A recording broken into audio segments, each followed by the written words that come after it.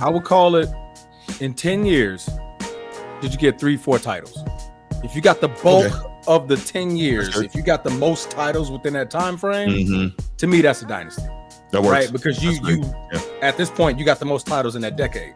So if you can get the most titles in that decade, you're a dynasty. You know, maybe a couple back-to-backs. It don't need to be a three-peat. There's only been 2 teams really do that. 3 teams to do that. So that I'm not counting that. But similar, like almost like the Golden State Warriors, but they had a little bit more of a gap. What was it? 2015, then 2017, 2018. That was like 3 titles. Then he won again in 2022. Was it 2022? Golden State won 2022. Yep. All right, so that's 4 titles in 10 years. Yeah. So I would consider that more of a dynasty. They got 4 titles out of that 10-year span. Yeah. And then the finals trips. So if you're able to get there over and over and over, and you're able to win 3, 4, 5 championships, to me, that's a dynasty.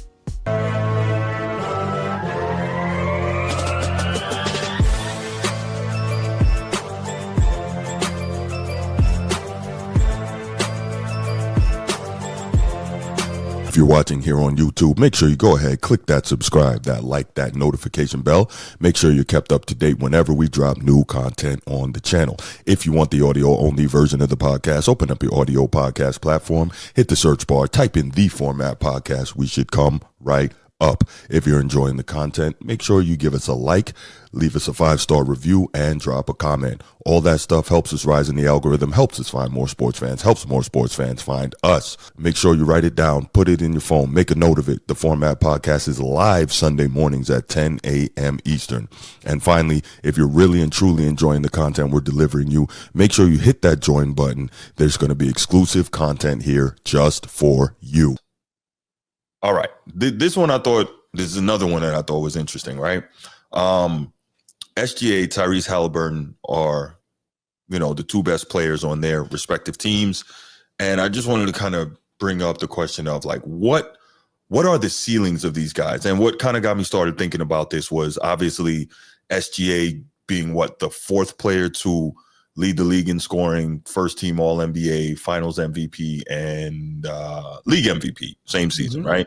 And of course, you got some of them saying, he's in historical place all by himself because he also won the conference Finals MVP. But that was before no disrespect to that, right? Like none of those other guys had the opportunity to do that. How many of those would Mike have had? He'd have had 6 of those too. He would have had 6. Kareem, I'm sure, would have had 4 or 5 of those. So like, we can't count stuff that the other guys didn't have an opportunity to get. So I'm like, no disrespect to him for getting that. Shout out, but like, let's chill. All right, so what also got me thinking about this was SGA, an incredible player once more. We just talked about, what he was able to accomplish this year.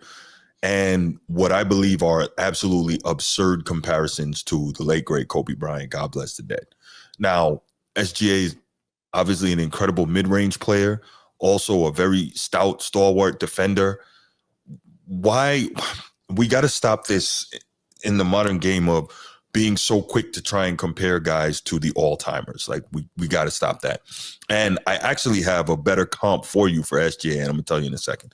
But on the flip side, we got Haliburton. Obviously, we saw him go down with the devastating Achilles injury, and that was really tough. Crypto Chad, that is a very interesting analogy. I like that. That's cool. And that's right. What's going on, man? But yeah, so we saw that. I'm sorry, Haliburton went down with a devastating injury, obviously, in Game 7 of the finals. But up until then, he was having, while he wasn't dominating in terms of, scoring 30 or, around there every game, he had an insane playoff run, obviously, with the 4 buzzer beaters and all of that, which is, almost a record, right, for one playoff run. So just an incredible run, doing amazing things, almost a true point guard, passing the rock. And he's still a very young guy, an opportunity to become, an outstanding player in this league, maybe one of the all-time great pacers. So, Transformer, I wanted to, in light of that, what do you think are the ceilings for SGA and Tyrese Haliburton, man? Haliburton, you put it on hold. Yeah. Because the Achilles, other than Kevin Durant, it changes a lot of guys' careers, right? the way Haliburton plays, he plants a lot to drive. He has a long plant foot. If you guys don't know what I mean, just watch him play. He does. See how long that step back foot. He takes a very, very long stride step back, which can affect or be affected from this Achilles tear that he just suffered, right? And that's also going to be in the back of his mind because that same move is how he got it, right? So I'll put Haliburton's on hold. His ceiling, I think his ceiling was what we got this year, right? Because I don't see him being the upgrading to more of a dominant scorer or more dominant than what he is. He's a facilitator. He acts point, like pass first.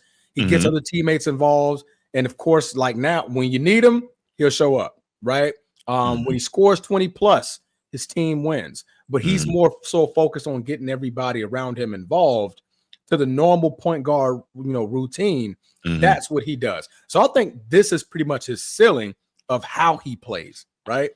If you need me to start the game hot, I can show you game 7 Haliburton. Like I'll start the game hot. More than likely he was going to cool off second, third quarter, get everybody involved. Fourth quarter, you know what time it is with Haliburton. Bring it home. For Shai Gilgeous-Alexander, defensively get better. His 3-point shot get better. Other than that, that's his ceiling. Shai Gilgeous is a terrific mid-range shooter, right? Man. So can you get better at that? I mean, the man's hit the ceiling on that, right? So you can't get much better than what you are now. Can he get better as a 3-point shooter? I had his numbers here. Yes. As a 3-point shooter, he shot 37% from three this year. So he shot 37%. That's obviously an improvement over the last couple of seasons. So he's shooting 35 before, 34 before, and 30% before that. So can he improve as a 3-point shooter? Yes, but I don't want him getting trigger happy with it. Yeah, agreed. I don't want him getting trigger happy with it. I'm also seeing an uptick in the amount of threes that he took versus the previous couple of seasons, right? He's taking 5.5. That's perfect. Keep it there. Keep it there. You don't need to be shooting 8. You don't need to be shooting 9. If your strength is the mid, I'm sorry that Tatum's doing this to you, bro. I'm sorry. Can you? I mean, I would appreciate if you could call the people up in the 617 and tell them. Can you please? I'll talk to Larry. Other than that, I'm not talking to nobody. Okay, yeah, please call Larry and maybe he can call somebody. I appreciate I'll talk to Larry. Thank you, brother. If I talk to one Celtic in my lifetime, I'll talk to Larry. Okay. Okay. Other than that, that's it. I appreciate it. Thank you. And Rondo. Rondo won a championship. All right. But them the only two. The only two Celtics I ever talked to. Right. I'll probably throw a hand at KG because I like KG as well. But other than that, no. He wanted to play with Kobe, so I appreciate that. He did. But is it like, to me, maybe getting better as a defender? It's not like Haliburton. I mean, not Haliburton. SGA is really at the top of his game. To me, he just needs a couple of more tweaks to get more efficient, be a better defender. He's already where he's at. He's averaged 30 plus in the last 3 seasons. That's great, right? His mid-range, he's an assassin at the mid-range. That's great. The only thing he needs to improve is his 3-point shooting. He's already done that this year. 37.5% is great. Yeah. That's above league average, right? So you're already better than average. That's right. And now, the previous season, he finished top 7 in Defensive Player of the Year voting. What more do you need from SGA, right? I just think at this point, you're just building around him. He's going to be him at this point. So, to me, I think we're seeing these guys selling right now.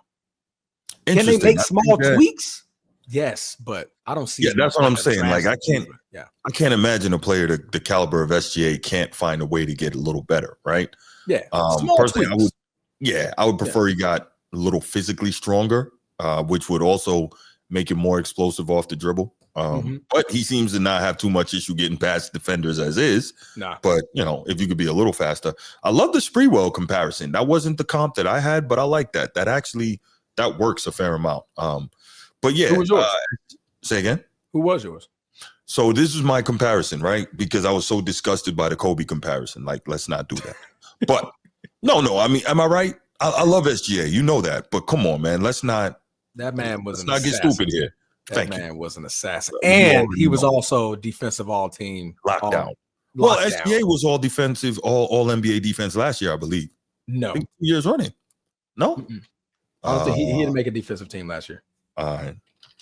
But my comparison is actually this. I think SGA he's a souped up Richard Hamilton. I can see that. He's a mid-range killer. Rip Hamilton. That's right. He is, like you said, mid-range killer. Very solid defender. Let's see. Oh, what about what's that boy that played? No, last year he did not make all NBA defense, but he was 7th. I thought he did. Player of the year voting. Yeah. Okay. He just didn't make the teams. Yeah. Mm-hmm. So, like I said, he's improved on that. Yeah. Right? So he's gotten better as a defender out there on playing defense. Yeah. But yeah, I think Kobe was I'm taking your best player and I'm taking him out the game. Yeah. Right. He's gonna have a tough night. But I'm also gonna give him 30. 30. Right. Or 40. Or 50, depending on my mood. 50, right. Maybe 60 if I feel like it. Right. Depending on my mood, I might give him 50. Yeah. No, Edward, I don't take DeMar DeRozan mid-range over just SGA. Although it's really good, I don't feel like DeMar DeRozan can get to his shot and score almost anytime he wants to the same level that SGA can. But he's very good in mid-range. But yeah, I think that SGA is a souped-up Rip Hamilton. That's what he is. He defends. He's mean. I'll say, when I say souped up, he's better with the ball in his hands than Rip Hamilton was. But he can also move without the ball and obviously deadly in the mid-range like Rip Hamilton. I think that one and Sprewell are two really good comps for him. I love what you said about Haliburton. Obviously, we have to put that on pause, right? We got to put that on pause when to see what he is when he gets back. But I love what you said about, for the most part, we may have seen his ceiling. Now, can he get a little more consistent with his scoring, and can he increase his scoring a little bit? Yeah, but to your point, he's a true point guard, and he's looking to dish the rock and get other guys involved. And when he needs to, he can try to step up and score. But I think that's a great seasons. He's averaged 9 assists a game. You gotta love that. 9 or more. Yeah, you gotta love that. I'm a guy who loves the traditional point guard role. I guess I love traditional things. I love traditional bigs. I love traditional point guards, traditional shooting guards. I like position basketball, not position-less basketball. Not my thing. He's a terrific three-point shooter. I didn't even pay that no attention. Haliburton, which is crazy because his shot looks so broke, but he knocks it down. 40, 41, 41, 41, 40, 36. The previous year was a bad year, but 38. He has a career 39% three-point shot. So does Reggie Miller, right? I did not realize that. But I don't think he shoots them nearly as much though as a lot of other guys. Last 3 seasons he shot 7 a game. He's always shot no less than 5 a game. Okay. All right. Yeah. I stand career 6.6 3. Hey, I'm just a shot. I'm like, damn, I don't even recall him shooting this great from 3 and shooting. I knew he could shoot the 3. I didn't know he was shooting like that. Yeah, that's career good, 6.5 attempts a game for his career and shooting 39% for his career from the 3-point line. So, well, I know Hallie's not trying to hear that right now, but shout out to you, Hallie. Man, what? Yeah. Steve, I agree. What the Hallie? I'm not going to put that on the screen, but I agree with you. Anyway, man, but yeah, I do think that there's not really too much more room for Haliburton to grow in terms of his ceiling. I think Shai's got SGA has a little more room, but we'll see what it is, man. I think SGA, now that he's, to your point, tasted the winning, I think he's going to want it more, and I think he's going to get better. Yeah. He doesn't strike me as the type of dude that's going to just rest on his laurels and be satisfied with just the one. And I like that. Yeah, I mean, and like I said, I think we're in agreement, man. I mean, Shai just needs tweaks. Yeah. Where he's at, I mean, you got the MVP. I mean, once you where do you go? How higher does your ceiling go when you make it, when you get MVP, right? No, to me, like I said, getting a little bit better on defense. Try to make an all defensive team, right? See if you can impact the other side. I mean, he's already impacting it, well at this moment, but see if you can challenge Lou Dort or Jalen Williams to get on the all defensive team. Because if all 3 of y'all on there, now you're really a problem. Because all 3 of you guys are really truly just clamp down defenders and really making it harder for the opposing front court. For sure. The opposing backcourt, excuse me. The opposing backcourt on the team. His 3-point shooting, he's already improving on that. Like I said, 37% this year. I want him to stay around that 5 to 6 threes a game range. Don't change that aspect about it. Right. You've averaged 30. You've averaged 30 over the last 3 seasons, shooting no more than 5.7 attempts per game from 3. Previous year, 3.6. Previous year, 2.5 attempts from the 3-point line. You don't need to add that much more to your game. So small tweaks defensively, I would like for SGA. If you want to make the Kobe comparison, because remember, Kobe was all defensive team for consecutive seasons. When he does this, you're in trouble. You're in trouble. Like, God damn it, Kobe biting the jersey. He biting the jersey, y'all. We gotta get that ball out of whoever's hands that he's guarding, bro. Get it out of his hands. Facts. Yeah. Nino says, much as I like Rip's game, I can't do SGA like that. I did say he's a souped up Rip Hamilton. I didn't say he's Rip Hamilton. I say he's like, he's like super soldier serum Rip Hamilton. Yeah. That's what he is. Let's not forget, Rip was that guy, though. Rip was that guy. Rip was that guy. Rip was a beast. Yeah. All right, man gave Kobe and them hell. Yeah. In 04. Let's take 2 calls here. 2 calls, 5 minutes, and then we'll go on, y'all. Moving right along. Some good topics today, man. Yeah, man. Can't wait till we talk some NFL. Yeah, always. Always. Smoke rocks. I smoke rocks. Your facts. Oh my goodness. What's up, Steve? What you got, man? What up, Bruce? What up, Twizzler? What happening, Steve King? Not much, brother. I like the great topic, by the way. But the only thought I had on this, it won't take long, but when we're talking about ceiling, do I think SGA can build upon his legacy? Obviously, the guy's young, he's proven a lot, and you're right, he can get better. But when we're saying ceiling, are we talking like the peak? Because I don't know how much more of a ceiling you can get to when you won league MVP, finals MVP, and a championship all in 1 year. This could be the ceiling. Yeah. Do you see what I'm saying? Like, there is potential growth, and there's definitely more long-term success that he can achieve, and he can build upon his legacy. But as far as like ceiling, we could be seeing it too in the same breath, if that makes sense. You see what I'm saying? No, yeah, absolutely. That was more so what I was saying. Like, he got MVP. Like, what more can you do to raise your ceiling? You've already been considered the best player in the league. You know what I mean? So, like I said, small tweaks, but I don't think that'll elevate your ceiling any higher. I think you're at it, right? Once you're crowned the king. Yeah, that's kind of where I'm delineating between like ceiling and like legacy. Like this is where it's like, yes, the legacy can certainly improve, and I'm a betting man. I would bet that it will. The guy's young and has a great core around him that's also young. But how many more seasons could he go like, win all the achievements he could possibly win like this, where it's like, there is a possibility in a world where it's like, maybe this is the ceiling. It's possible. Yeah. Anything is possible. Shout out KG. Good, just KG. Shout out KG. KG. But